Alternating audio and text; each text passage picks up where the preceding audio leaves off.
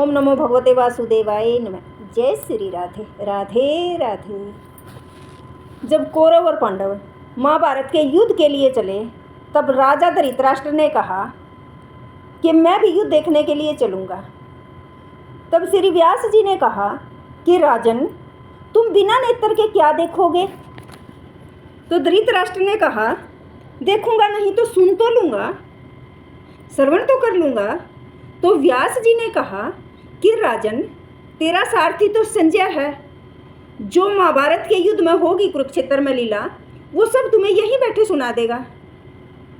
तो संजय ने कहा, विनती की कि हे प्रभु, मैं यहाँ बैठे हस्तिनापुर में कुरुक्षेत्र की लीला को कैसे सुनाऊंगा?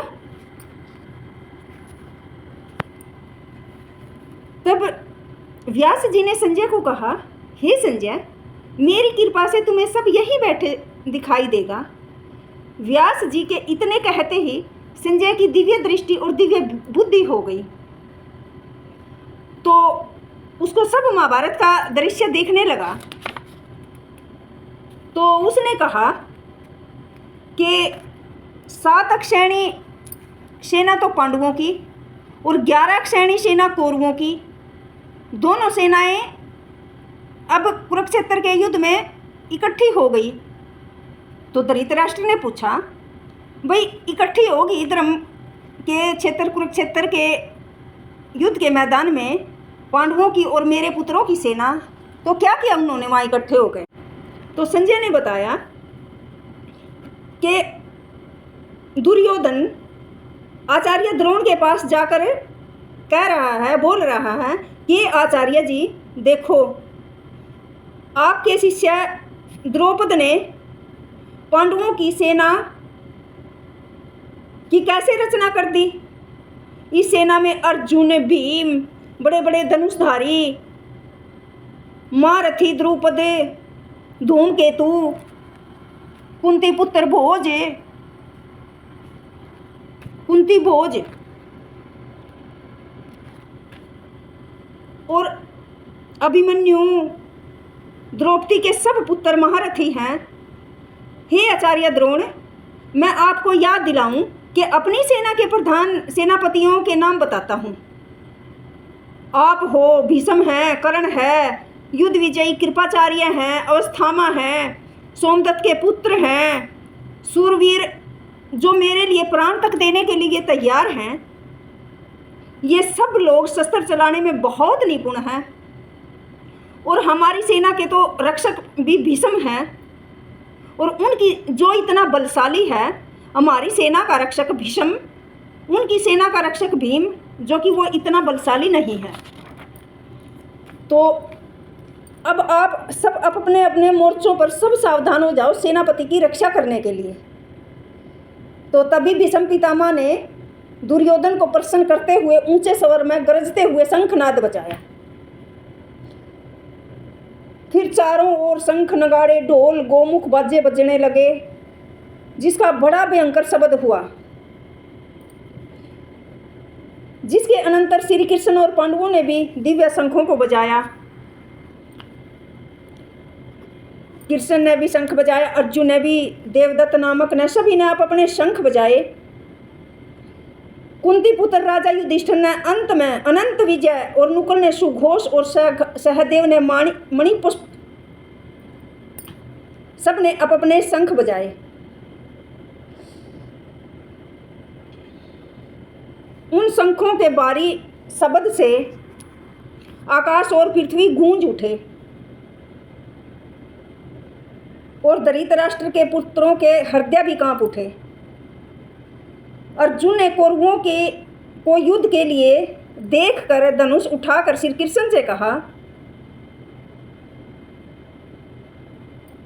अब हे श्री कृष्ण, हे भगवान, हे प्रभु, मेरे इस रथ को दोनों सेनाओं के बीच में खड़ा कर दे,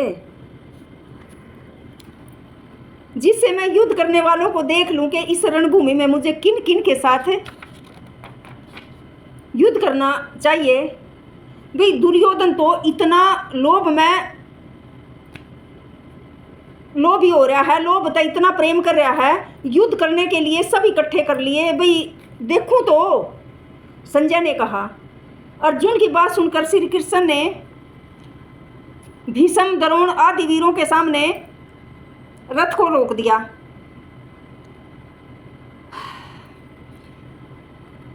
हे वीर, युद्ध के लिए उद्यत इन कौरवों को देख लो।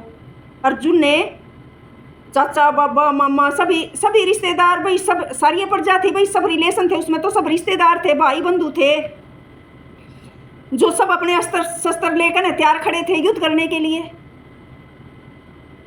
इन दोनों सेनाओं के बीच अपने सभी बंधुओं को देखकर भाई उसका मन भर गया, भाई दिल भर आया।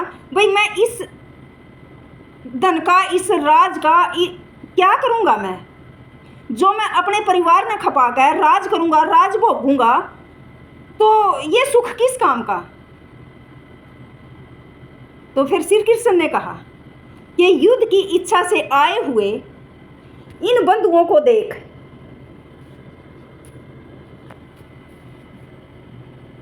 भाई तेरे अंग ढीले हो गए।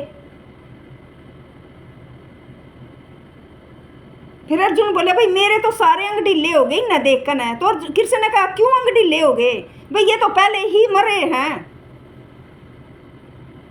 तेरा तो एक नाम ही होना है इनको मार करे।